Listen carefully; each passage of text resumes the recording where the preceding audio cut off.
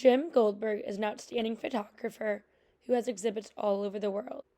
His work is also part of public collections at MoMA, the Whitney Museum of American Art, Library of Congress, the National Museum of American Art, and more. It goes without saying that he is well accomplished. In addition to presenting his work through galleries and museums, he also photographs commercial and project pieces. Brands that he has photographed for include Levi's, Hermes, and Vans. In addition, he is well known for his photography books. Goldberg's work focuses on capturing the emotion of the moment while also inducing the same emotion from the viewer. The vast majority of his work deals with the lives of neglected people and finding the root of American myths about class, power, and happiness. He stands out as a photographer due to his long-term connection with his subjects. His photography documents history and individuals' lives. This photograph is part of his project titled Rich and Poor, which he shot in San Francisco from 1977 to 1985.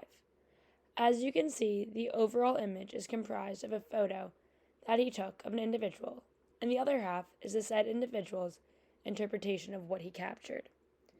His unique style of having the subjects of the photo share their perspective allows the viewer to understand the deeper story that fills their lives. It allows the viewer to challenge the perspective they have solely based on an image.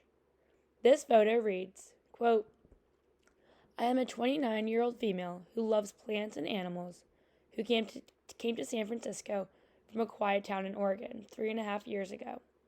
I don't like it here. This city has made me dislike myself. Now I get depressed easily, which makes me sleep a lot and watch a lot of horror movies.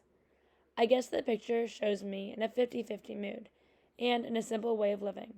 No money means living in the pits. Ann Williams. Goldberg's intent of this project was to show the disparities between the lives of the rich and the lives of the poor through a series of black and white photos.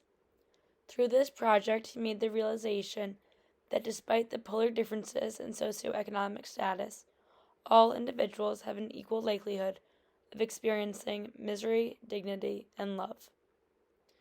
The photo now pictured is of one of the couples whom Goldberg shot as the rich subjects for his project. In the black and white photo, you can see a man well dressed in a suit sitting on a chair, while a woman is well dressed in a dress with a large gap between the two of them. There is a clear juxtaposition of the background in this photo as compared to the prior photo. The background here is very neat and polished. Even the trim on the doorway and the chandelier in the background signify wealth. The top of the image reads, quote, My wife is acceptable.